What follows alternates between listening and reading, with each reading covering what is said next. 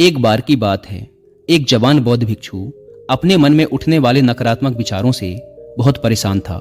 ना चाहते हुए भी उसके मन में तरह तरह के गलत विचार आते रहते। उसका स्वभाव भी काफी चिड़चिड़ा हो गया था।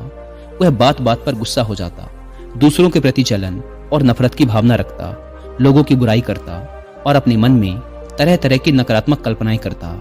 वह अपनी इन सब बुरी आदतों से बहुत परेशान हो चुका था।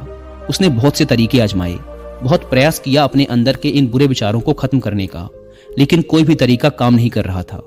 अंततः एक दिन परेशान होकर उसने अपने गुरु के पास जाने का निर्णय किया। गुरु एक बहुत ही बुद्धिमान और आत्मज्ञानी व्यक्ति थे। जवान भिक्षु ने गुरु से पूछा, गुरुदेव, मैं अपने मन से इन नकारात्मक विचारों को कैसे खत्म कर सकता हूँ? गुरु ने उत्तर देते हुए कहा, नकारात्मक विचार बादलों की तरह होते हैं जो कि साफ आसमान को धुंधला बना देते हैं। अगर तुम्हें साफ आसमान देखना है तो पहले इन बादलों को हटाना पड़ेगा। ठीक इसी प्रकार अगर तुम अपने दिमाग से नकारात्मक विचारों को खत्म करना चाहते हो तो सबसे पहले तुम्हें इन नकारात्मक विचारों के मूल कारणों को पहचानना और उन्हें नष्ट करना पड़ेगा। जवान भिक्षु को गुरु की यह बात ठीक से समझ नहीं आई तो उसने गुरु से इसे थोड़ा विस्तार से समझाने का आग्रह किया। तब गुरु ने शिष्य को एक कहानी सुनानी शुरू की। एक बार एक व्यक्ति जंगल से गुजर रहा था।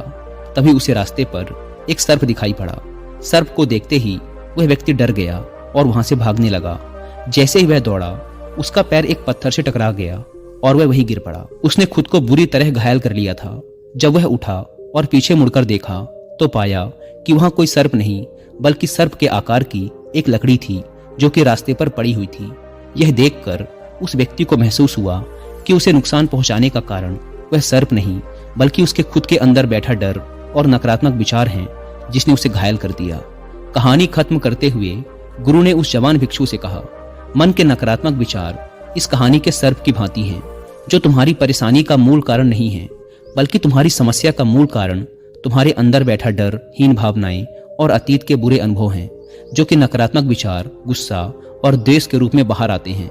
इसीलिए अगर तुम्हें अपने मन से नकारात्मक विचारों को खत्म करना है तो इसके मूल कारण को पहचान कर उसे नष्ट करना होगा। अब हम इस कहानी को अपने जीवन में कैसे लागू कर सकते हैं, इसके लिए कुछ प्रैक्टिकल टिप्स हैं। पहला, माइंडफुलनेस यानी जागरूकता का अभ्यास करो। अपने विचारों और भावनाओं के प्रति जागरूक रहो। देखो कि आपके भीतर क्या चल रहा है, आप अपने आसपास की घटनाओं पर क्या प्रतिक्रिया देते हैं। साथ ही मन में उठने वाले हर नकारात्मक विचार के कारण का पता लगाने का प्रयास करो। दूसरा, अपने अतीत की बुरी यादों, बुरी घटनाओं और बुरे अनुभवों को स्वीकार करो और खुद को व दूसरों को माफ कर दो। तीसरा, आभारी रहो। अपने जीवन के सकारात्मक पक्ष पर अपना ध्यान केंद्रित करो और आपके पास जो कुछ भी है उसके लिए इस ब्रह्मांड का आभार व्यक्त करो।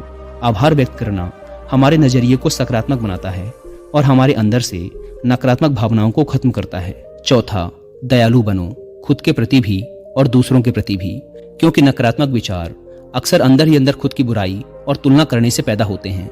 अपने अंदर दया भावना रखकर हम ज्यादा सकारात्मक और संतुष्ट जीवन जी सकते हैं।